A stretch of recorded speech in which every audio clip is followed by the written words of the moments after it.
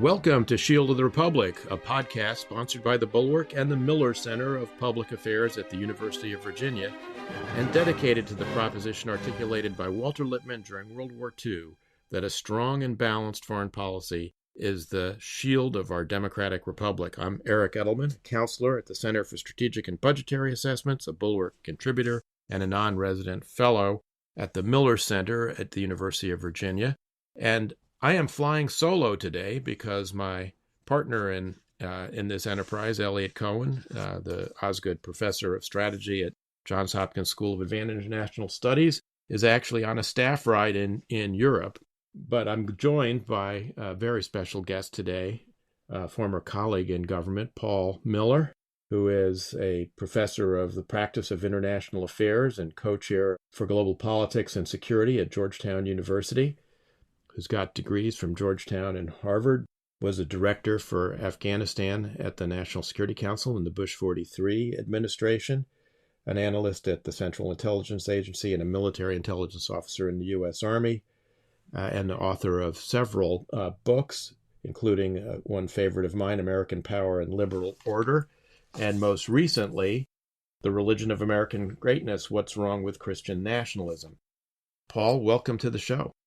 Thank you so much for having me on the show. I'm looking forward to the conversation, and it's good to talk to you again. I'm looking forward to it as well. I want to start with something you and I both worked on when we were in government and have followed since, which is the war in Afghanistan. It gets a little bit less attention nowadays than it did a year and a half ago before the war in Ukraine broke out.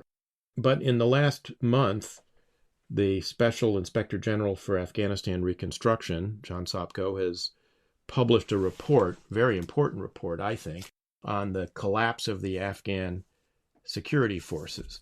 And given your expertise, Paul, I thought we would kind of walk through what's in that report and explain to our listeners what it tells us about the U.S. experience in Afghanistan. So let me start with, I think, the bottom line up front from this report and see if you agree with it, which is that much as we did in Vietnam, we trained the Afghan National Security and Defense Forces to be a mirror of the U.S. military, particularly the U.S. Army.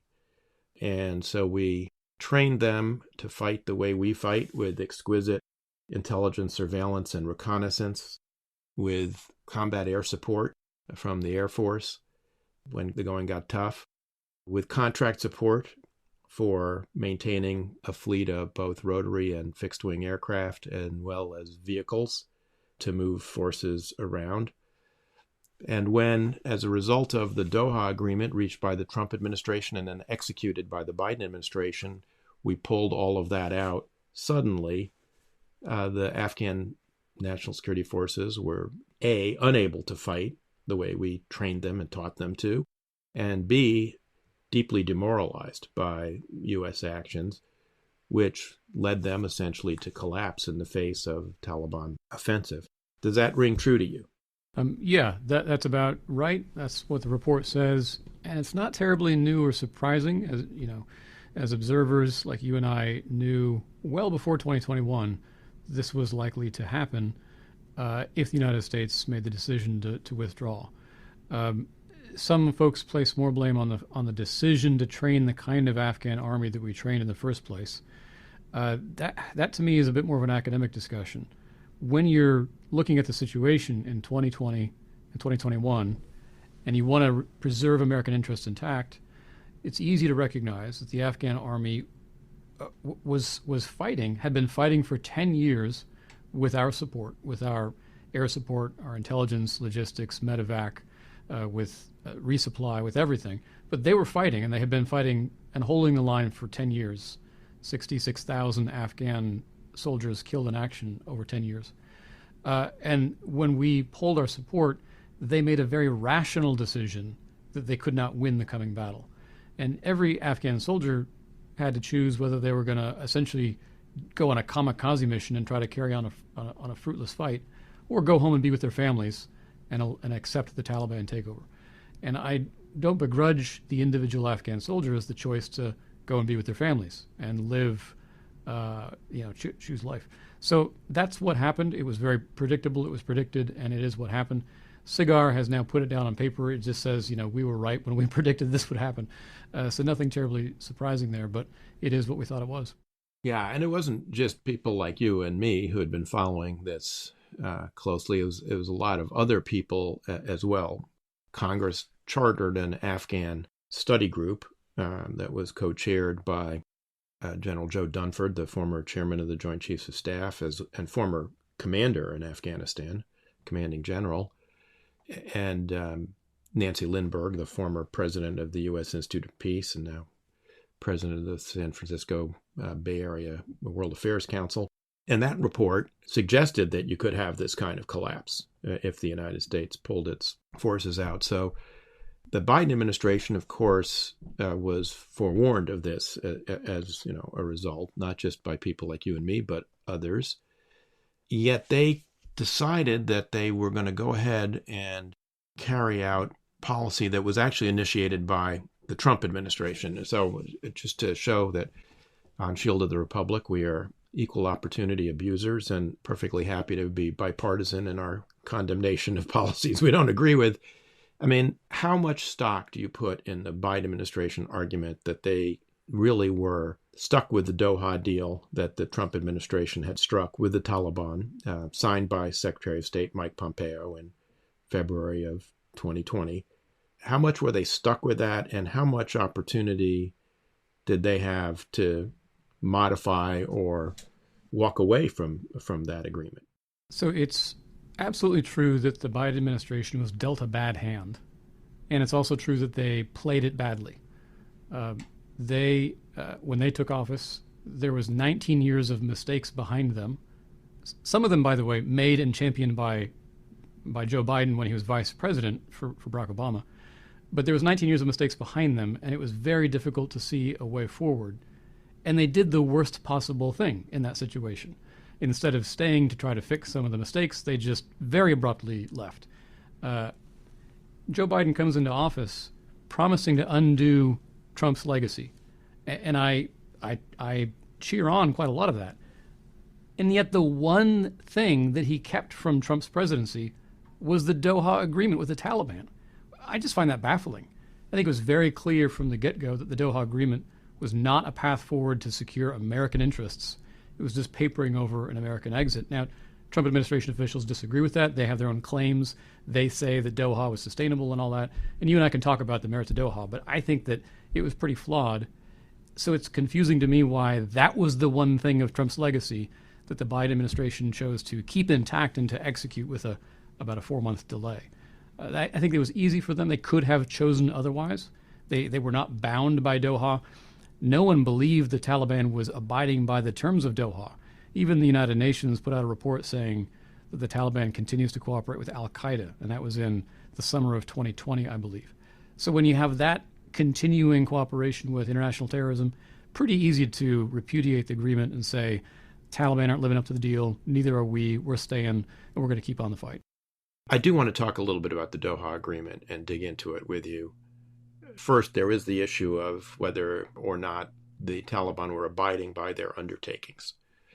And I do think there's a salutary lesson to be taken away from this debacle, which is that allowing agreements to go unfulfilled or allowing non-compliance with diplomatic agreements is never a good idea because it has all sorts of downstream consequences. But moreover, one of the points that the Special Inspector General report makes is that there were a lot of side agreements to this agreement, side letters, understandings that were apparently reached between the American negotiators and the Taliban without ever informing the government of Afghanistan. I mean, one can argue that from the get-go, Doha was flawed because the government of Afghanistan was not a party. They weren't sitting at the table, and their fate was being decided by the Taliban and the U.S. delegation under our former colleague Zal Khalilzad as the special envoy, and then later Secretary Pompeo, who actually signed the agreement.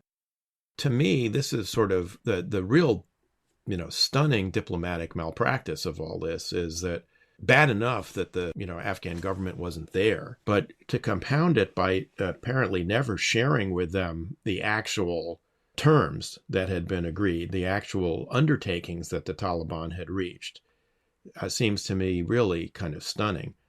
And I find it also incomprehensible that in the wake of the withdrawal and the collapse, that the Biden administration did not make available to the Special Inspector General the text of the side letters and the memorializing of these other oral undertakings by the Taliban to the Special Inspector General. It'll be interesting to see whether the congressionally appointed Afghanistan Commission gets access to those documents. But do you too, Paul, see this as sort of diplomatic malpractice of the worst kind?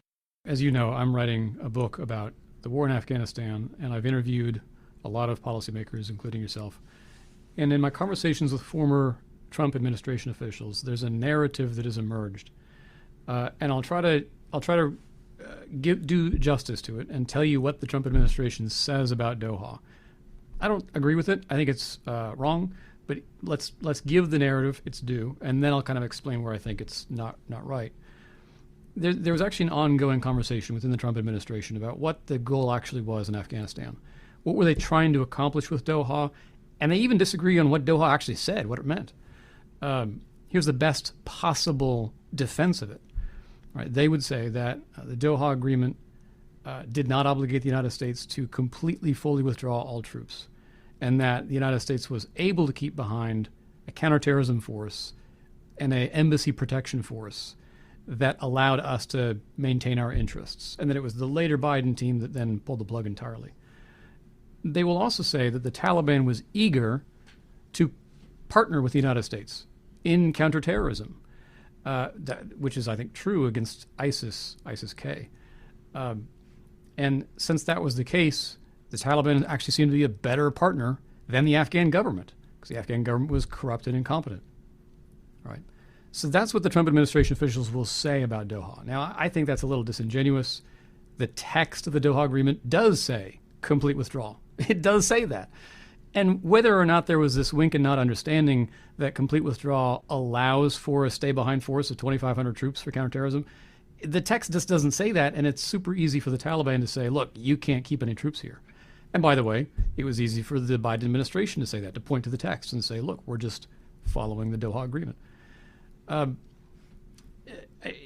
Doha is pretty evidently, to me, papering over an American withdrawal. And that's what it was intended to do. That's what it actually did do. And so efforts to retrospectively make it into something more substantial, with more teeth than it actually had, are unpersuasive. Diplomatic malpractice. Yeah, I think it was a poorly structured deal with very few enforcement mechanisms that were not actually enforced over the following year, and that did actually allow our enemies to triumph and us to lose. The proof is in the pudding. Look what actually happened after Doha was signed. So I think it was a poorly structured deal. So the blame certainly lies with Biden for his choice to follow through with the deal, but the blame also lies with the Trump administration for signing a bad deal in the first place. Yeah, I agree. And let me add two other points to that recitation, which I think bolster your argument. One is the episode at the tail end of the Trump administration, which ultimately led to Mark Esper's resignation as Secretary of Defense, which was after the election, the president attempting, before he had to leave office, to rush a final withdrawal of all U.S. troops out. So if the objective of the Trump administration wasn't to get all our troops out, why was the president, when he thought he was running out of time, scrambling to try and enforce a total evacuation of our troops? Second point is the Biden administration decided to keep the Trump administration's negotiator, Zal Khalilzad, on as the negotiator with the Taliban. I don't think Zal would say that the agreement actually allowed us to keep troops there, because he seems to have agreed that all U.S. troops were going to leave. So it seems to me very hard to sustain this argument. I know Secretary Pompeo tries to do this, but like you, I find it totally unpersuasive. I want to go to one of the issues about the performance of the both Afghan government and the Afghan National Defense Forces. I found it really off-putting when President Biden complained that the Afghans were not willing to fight for their own freedom, when, in fact, as you point out, for the last 4 or 5 years of the conflict, they were bearing the brunt of the fighting. I mean, U.S. casualties in the last several years were, I believe, in single digits from combat-related fatalities in Afghanistan. And the Afghans were taking quite considerable casualties, actually, in the fight. But moreover, it comes out in the SIGAR report, the Special Inspector General report, that the Afghan government probably wasn't preparing adequately for the U.S. withdrawal, in part because of their own fecklessness. There's no way that one can, pretty that up. But by the same token, they were very uncertain about what was going to happen, in part because they were told that this agreement was conditional on certain Taliban behavior. And they kept waiting for the U.S. government, either under the Trump administration or the Biden administration, to hold the Taliban to account, which never happened, much to their surprise and shock, after having been told repeatedly that it would be conditions-based. Does that, in your view, mitigate to some degree the lack of planning and the poor performance of the Ghani government? Again, I don't want to give them, too much of a pass here, but it does seem to me there is some merit in saying that they were really betrayed in that sense. Yes. Now, I'll make a distinction between the Afghan army and the Afghan civilian government. I think the Afghan army, I would almost entirely exonerate them for their decisions, right? They really did stand and fight, and then when it became rational to not fight, they didn't fight. The civilian government of Afghanistan was not an effective partner because of their corruption and their incompetence. We should have looped them into the negotiations, and if we had, we would never have signed Doha. That's precisely why there was no effective negotiations prior to 2020, is because we rightly insisted that the Afghan government be part of it. The Obama administration tried. They had several outreaches. There was a prisoner swap in 2014, and the negotiations continued to founder because the Taliban refused to negotiate directly with Kabul. And I think that was the right posture to take, but it also meant no negotiations. Once we excluded Kabul from the negotiations, it just simply meant we were betraying their interests. And so both of these things can be true. The Afghan government, corrupt and incompetent, and also we betrayed them in the negotiating with the Taliban. And the prisoner exchange that you mentioned is a particularly dark chapter, I think, here, because the ratio of prisoners released was something like 5-1. We essentially put 5,000 Taliban fighters back into the field who violated their undertakings not to return to the battlefield and did. And in essence, we replenished the Taliban forces and set them up for the offensive that they launched in the late spring and summer of 2021. That's the later prisoner release after Doha. Yeah. There's a separate one under Obama. Yeah. What lessons do you think we should take from this? I mean, I'm mindful of the fact that one of my predecessors as Undersecretary of Defense for Policy, Bob Comer, who was involved in the training of the ARVN, the Army of the Republic of Vietnam during the Vietnam War, wrote in policy wonk circles, pretty famous study for RAND called Bureaucracy Does Its Thing, which recounts how the United States Army essentially trained the Vietnamese Army to be a replica of itself. I had read that study when I was Undersecretary. I was kind of trying to poke and prod my colleagues in CSTICA, the training command in Afghanistan, and yet we seem to have just repeated the same thing again. How do we avoid that in the future? Should we find ourselves in a similar situation where we have to train host nation security forces? I mean, is there a way to do this that doesn't end up, creating this military totally dependent on the kinds of, unique support capabilities that we bring to the battlefield? All of the answers to all of your questions will be in the book that I hope to publish in a year or two. I promise. Very hard to boil it down to a couple of talking points, but if there's lessons of the Afghan war, We were talking about negotiations. You just can't negotiate while also unilaterally withdrawing, because then the enemy says, why negotiate? We'll just wait until you're gone, and then we get everything we want. And we did that. We unilaterally withdrew in Vietnam. We did the same thing in Iraq, same thing in Afghanistan. So if you're going to fight, stay and fight. If you're going to leave, just leave and don't pretend to negotiate. But if you're going to negotiate, understand that fighting and negotiating are two sides of the same coin. It's the whole armed diplomacy concept, right? You hold out the olive branch with one hand and the mailed fist with the other hand. So that's one lesson. Another big lesson of the whole Afghan war, and I think that all four administrations got this wrong. I think that we tended to gravitate towards an activity that was easily defined and measurable in counterterrorism, because we built the best terrorist killing machine in world history, and we could make dead terrorists real fast. And we gravitated away from the messy, complicated, uncertain, ambiguous thing of reconstruction, stabilization, counterinsurgency that's kind of hard and messy, and bureaucracies don't do it well. And so we kind of shifted our attention away from that and didn't pay as close of attention. And when I say we, I mean the presidents and all the policymakers didn't want to do that messy stuff because it's hard to define and measure and succeed at. And we prioritized consistently over the years the easily defined and measurable thing of killing lots of terrorists. And we succeeded. After 20 years, killed lots of terrorists and never built the Afghan state. And in my view, the Afghan state was the precondition for long-term victory. You needed to build an Afghan state and an Afghan army capable of standing on their own for us to have long-term success against al-Qaeda denying safe haven there. And we just got it backwards. With the condition for permanent victory, we never paid attention to it. And instead we did the short-term victory time and time and time again until we lost. Is it fair to say that because the stabilization counterinsurgency effort, traditionally people who do coin counterinsurgency say that 80% of the effort needs to be non-military and only 20% is military?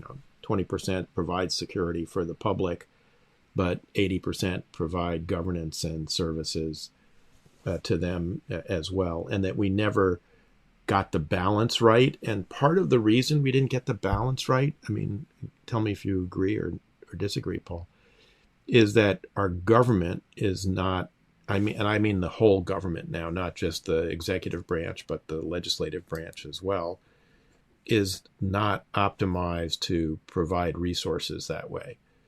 Because, we tend to be more generous with resources for the Department of Defense than we are for the Agency for International Development, which actually is now just a kind of contracting vehicle. It's not really even an agency anymore, or the State Department or other elements of government like the Agriculture Department that might have been able to really help in this endeavor. Yeah, here's a counterpoint. I don't think foreign aid is intrinsically impossible. I think there's examples in history where we've actually delivered foreign aid effectively and built stuff overseas. It's hard to do in a country so dramatically poor as Afghanistan. And I think that's the real challenge is how do you build a highway in a country where the people who would maintain the highway are themselves illiterate? Do you do a literacy training program first so they can read the instruction manual on the steamroller that they need to keep the highway paved?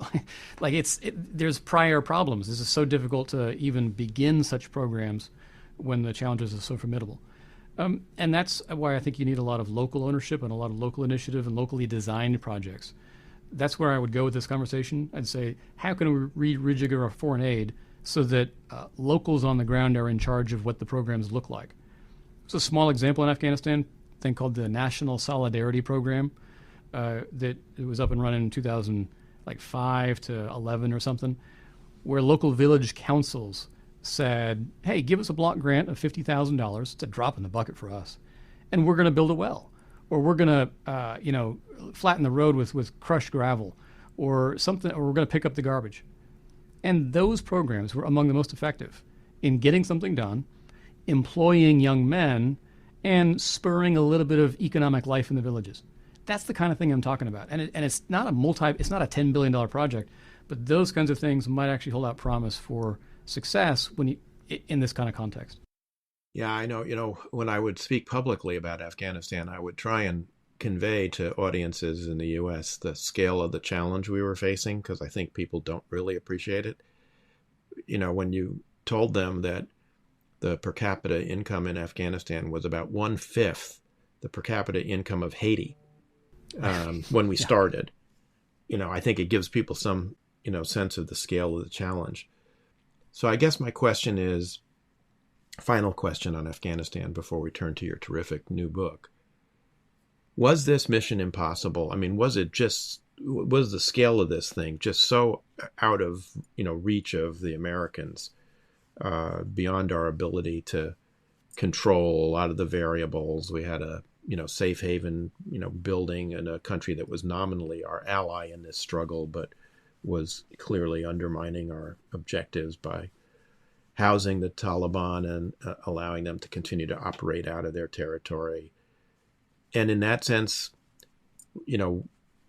had the Biden administration not pulled out, would this be just an endless war, or was this something which we could have managed at a reasonable cost over a long period of time, which is where I tend to come out, but I'm just curious where you come out on it.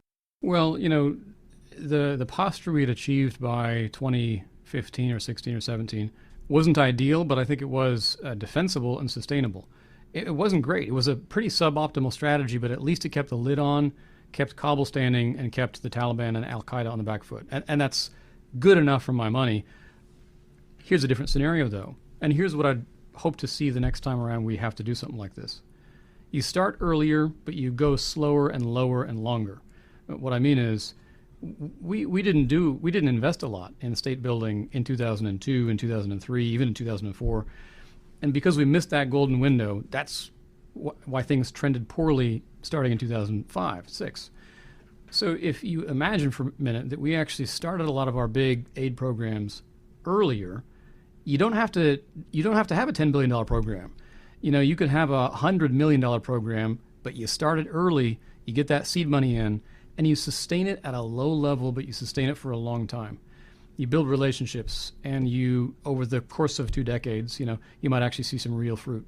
The old adage, we weren't there for 20 years, we were there for 1 year 20 times, which is what they said about Vietnam. Let's be there for 20 years. Let's actually have some continuity and of relationships, of personnel, of deployments, and of money.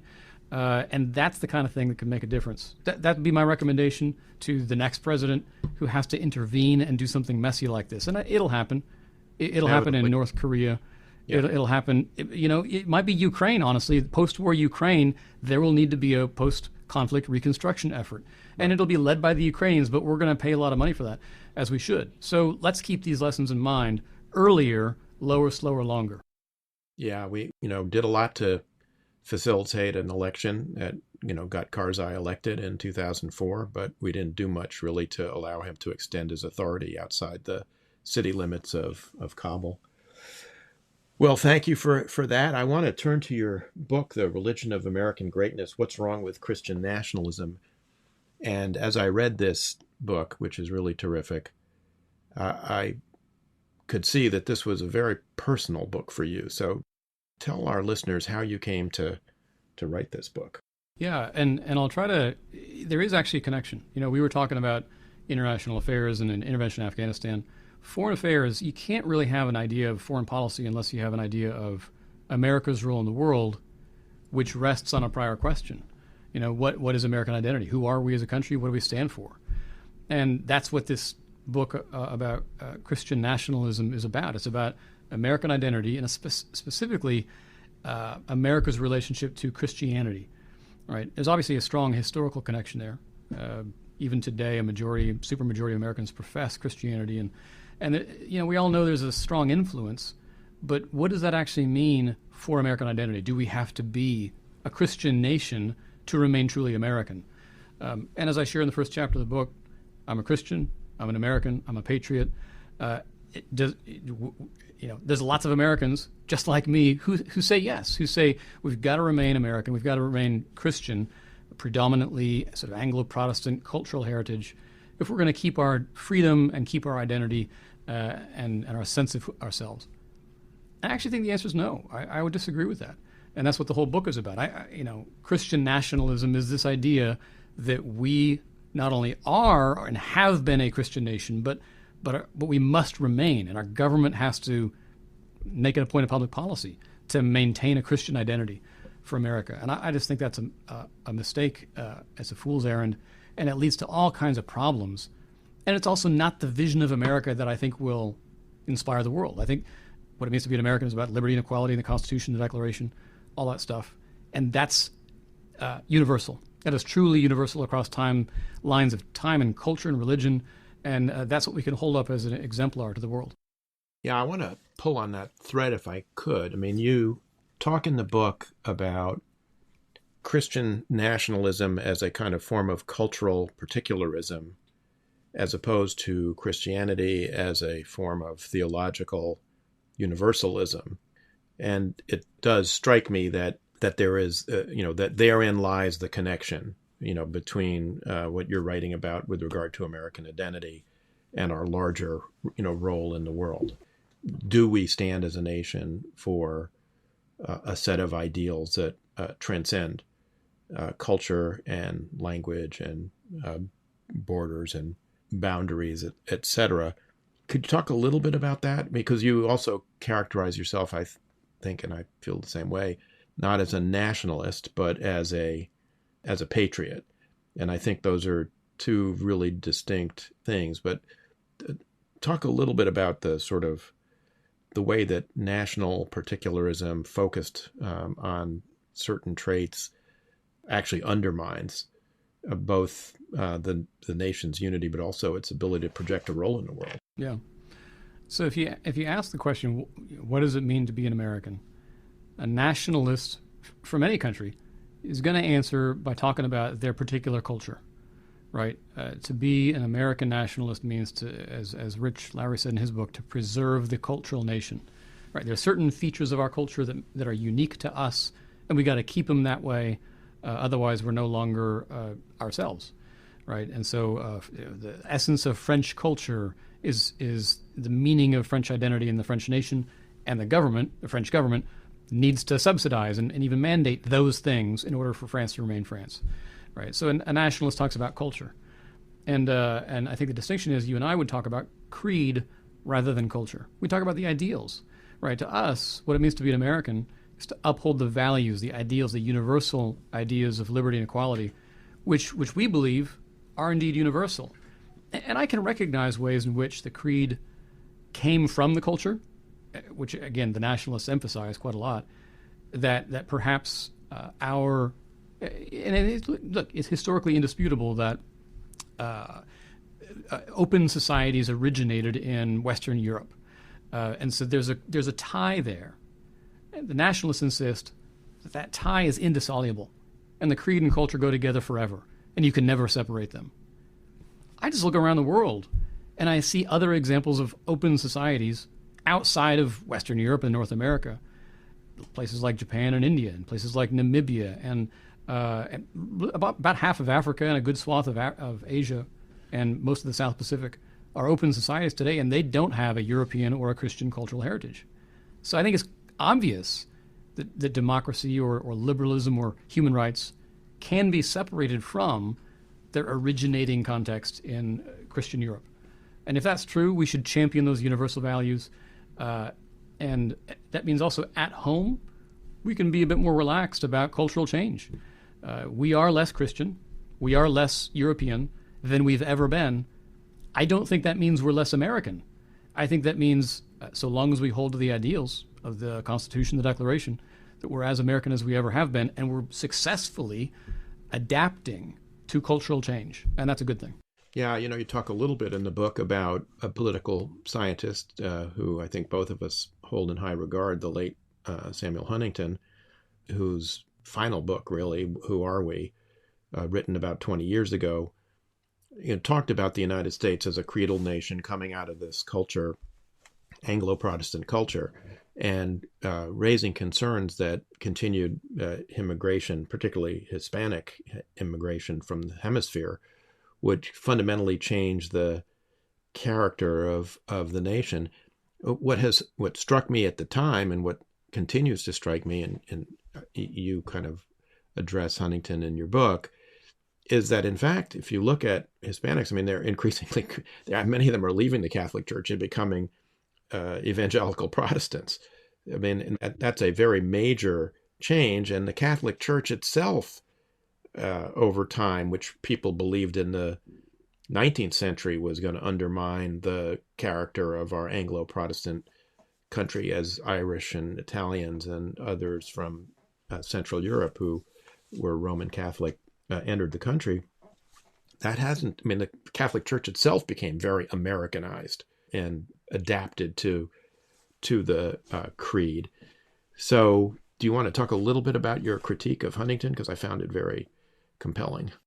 Yeah, I mean, to pick up that point about Hispanics and about Latin America, one of Huntington's worries is that we will lose our sense of ourselves. We'll stop being fully American because Hispanic immigration will erode or undermine the Anglo-Protestant culture, which he thinks is the fundamental basis of our open society. Which is, again, it's true that we're less Anglo and less Protestant than ever. Are we less democratic than ever? You could say voting rates are just as fine as they ever were. If there's threats to democracy, and I think there are, they're not they're not coming from Hispanics, right? Who was there on January 6th? It wasn't. I observe in Latin America that almost all of Latin America are open societies, with the exception of Venezuela and Cuba. So there doesn't seem to be any contradiction between Latin American culture or Hispanic culture and open societies or democracy and human rights on the other. And if there's no contradiction, then we can relax about the growth of Hispanic culture in America. It's not going to undermine democracy. I see no evidence for that whatsoever. I want to affirm that Huntington is correct historically. Of course it's true that we were predominantly Anglo-Protestant, and that was the originating condition of our experiment in democracy. Totally true. But Huntington and others insist it has to stay that way for us to remain democratic forever in the future. And this is not true. We can withstand cultural change and pluralism. We have withstood that. And so we can relax about ongoing change. That doesn't mean all change is good. We can push back on the stuff that we think is unhelpful or undemocratic. But, his particular concern about Hispanic immigration is just way off. Yeah, one of the things I've always been struck by is how easily people become Americanized once they move here, and how capacious the culture and the creed that goes with it, is. So, if you read, for instance, the letters from the British colonial governors back to London, they're constantly complaining that the colonists don't want to vote the taxes to pay their salaries as administrators because Americans, just don't like to pay taxes. And of course, you look at immigrants who come to this country, whether they're people who came from Central and Eastern Europe, as my forebears did, but or Korean immigrants or Hispanic immigrants. And a lot of them end up in the Republican Party, arguing for lower taxes. It's just it's a culture. This is, I guess, what Joe Nye calls soft power. This is the stickiness, the attractiveness of our culture to people. Paul, I want to explore one part of this, though, the sort of Christian nationalist temptation that you describe in the book seems to overlap somewhat with the divisions we've seen in the Republican Party between a more internationalist and isolationist wings of the party. And some of that seems to have to do with this whole issue of democracy promotion and whether that's an appropriate objective for U.S. foreign policy. Could you talk about that a bit? So I think the political right, I think the Republican Party is a coalition between nationalists and conservatives.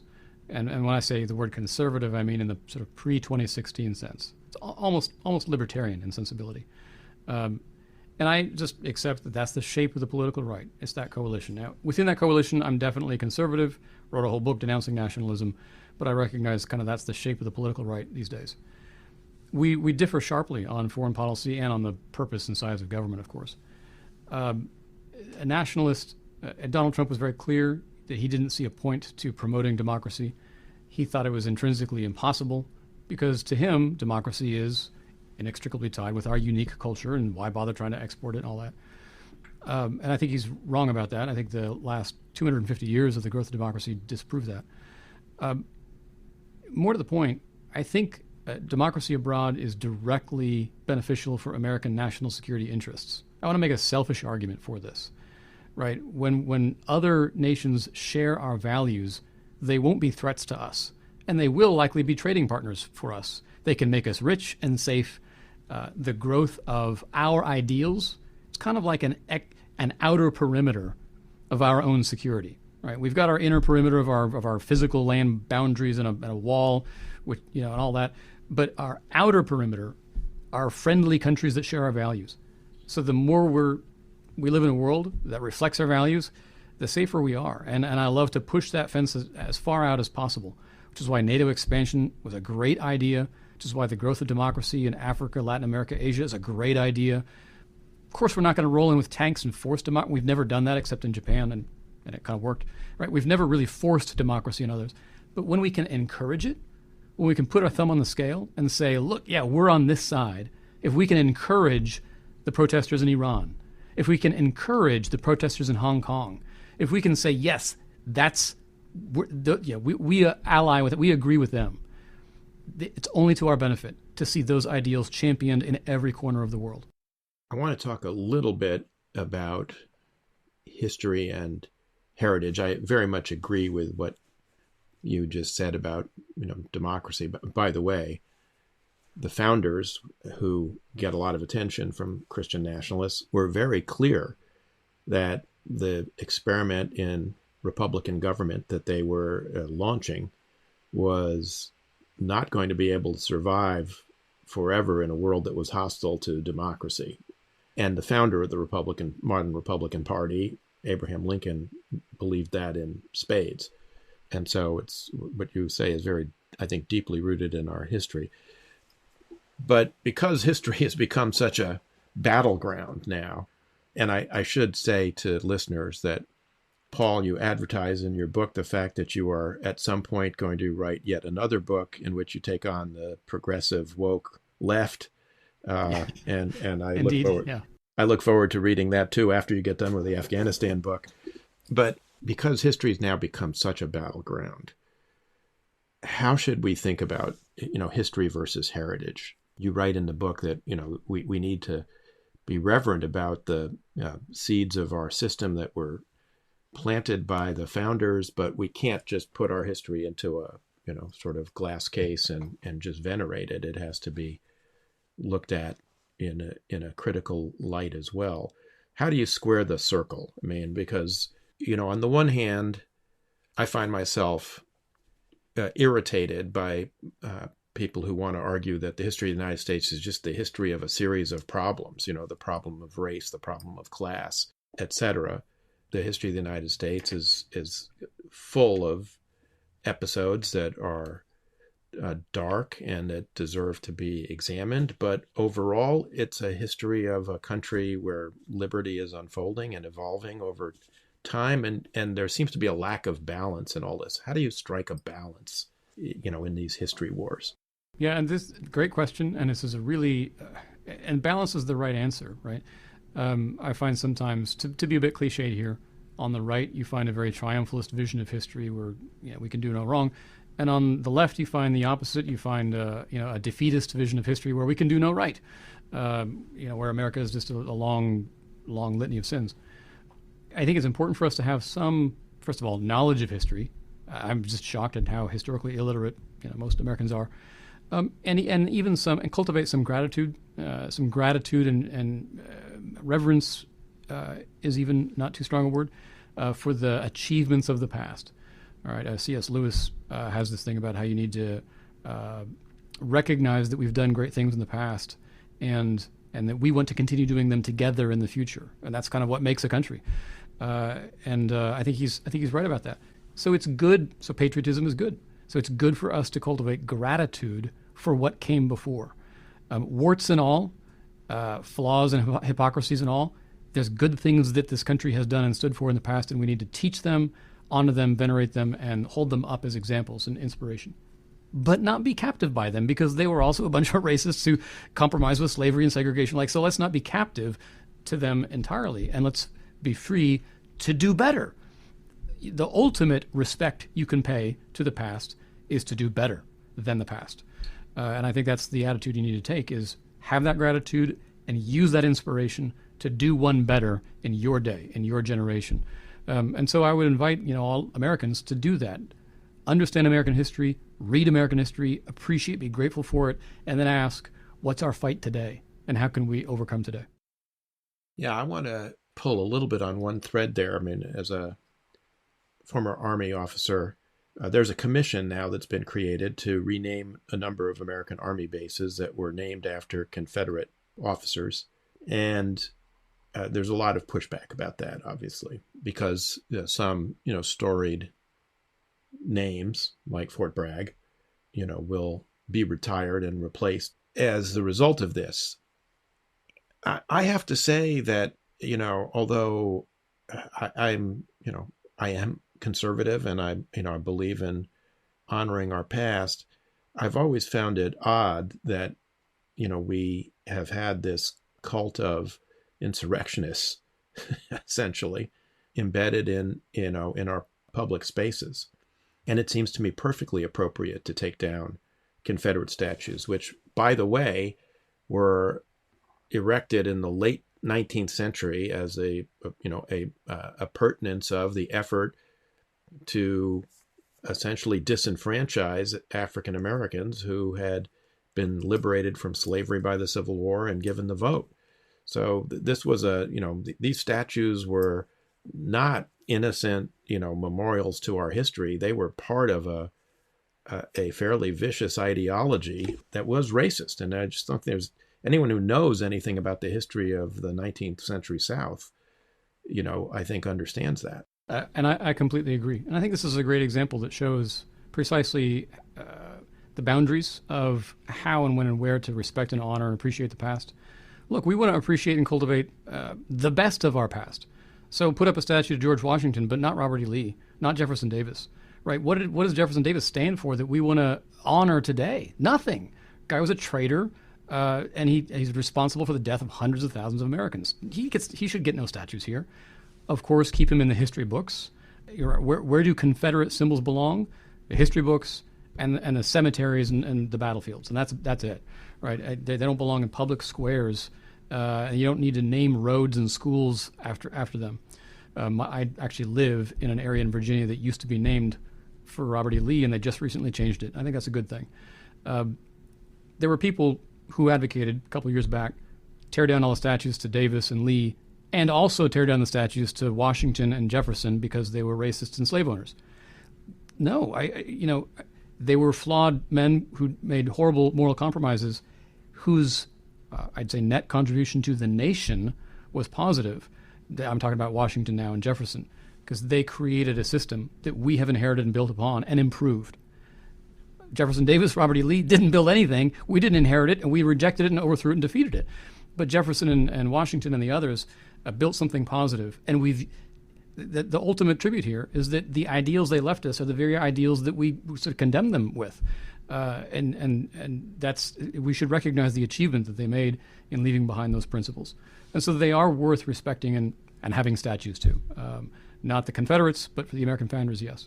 Well, I agree with that. And on that balanced note of how we should think about our history, I think we have to close our conversation. But Paul, thank you so much for your time today. It's been great having you with Shield of the Republic. I hope when you complete the volume on Afghanistan that my colleague Eliot Cohen and I can have you back when the two of us can discuss it with you, because as you know, Eliot was very involved in that 2008 Afghanistan policy review that you were involved in as well, and which we'll be discussing, I think, next week on Shield of the Republic with Megan O'Sullivan.